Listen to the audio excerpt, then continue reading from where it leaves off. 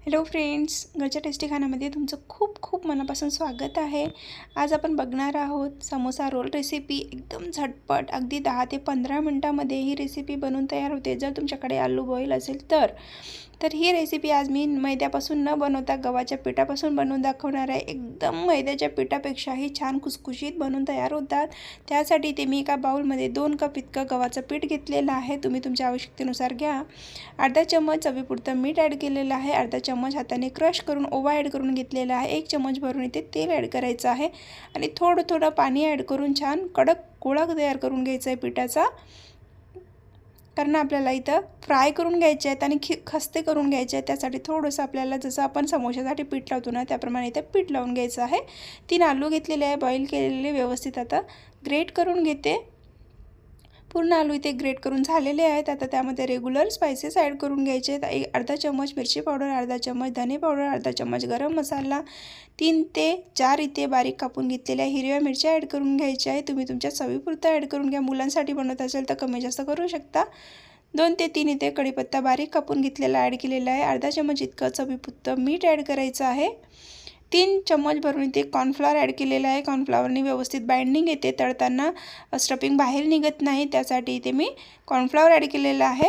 आता व्यवस्थित चम्मचने मिक्स करून घ्यायचं आहे। थोडंसं अर्धा चम्मच इतकं हळदी पावडर ॲड केलेलं आहे। आता पूर्ण मिश्रण व्यवस्थित चम्मचने मिक्स करून घेतल्यानंतर बाजूला ठेवून घ्यायचं आहे। पीठही व्यवस्थित इथे भिजून तयार झालेलं आहे आणि मी तुम्हाला चेक करून सुद्धा दाखवते। खूप छान असं कडक पीठ आणि खूप मऊ सुद्धा पीठ झालेलं आहे।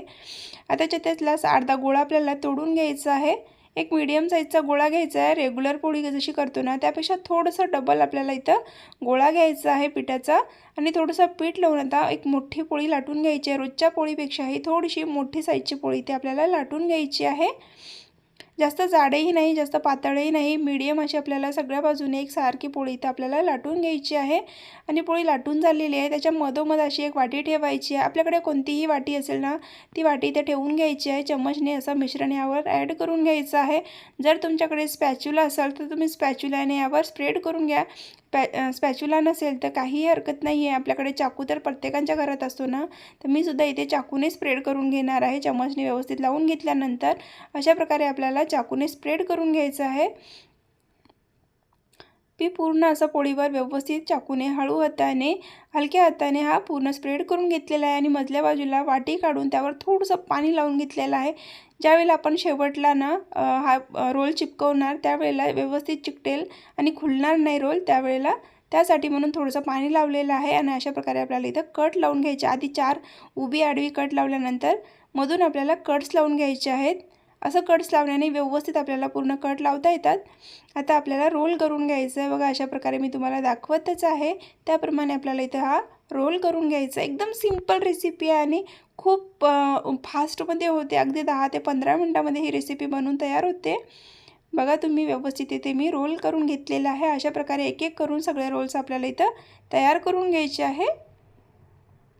आपले इथे सगळे समोसा रोल बनवून तयार झालेले आहे। एका प्लेटमध्ये समोसे मी काढून घेतलेले आहे। लगेच तिकडे मी कढईसुद्धा ठेवलेली आहे तापण्याकरिता। तेल व्यवस्थित गरम झालेलं आहे कढईतलं।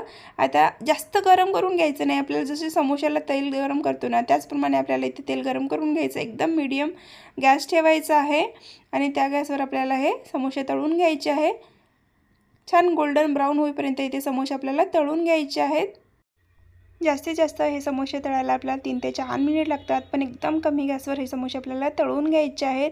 असेच करून थोडे थोडे पूर्ण समोसे इथे मी बनवून घेतलेले आहे आणि तुम्हाला दाखवून पण देते की किती छान क्रिस्पी आणि क्रंची झाले होते। मी फोडूनही दाखवते तुम्हाला। एक एक करून पूर्ण समोसे काढून घेतले प्लेटमध्ये आणि बघा किती छान दिसत आहे। तुमच्याकडे जर किट्टी पार्टी असेल, कोणतीही छोटी मोठी पार्टी, बर्थडे पार्टी मुलांची अशी असते ना, घरगुती तुम्हाला बनवायला खूप सोपी रेसिपी आहे। आणि बघा किती छान आणि असे समोसे तुम्ही सर्व करू शकता। तुम्ही सॉससोबतही सर्व करू शकता किंवा स्नॅक्समधून चहासोबतही खाऊ शकता। तर कशी वाटली तुम्हाला ही सिंपल रेसिपी कमेंटमध्ये नक्की कळवा। जर रेसिपी आवडली असेल तर चॅनलला लाईक, शेअर, सबस्क्राईब करायला विसरू नका।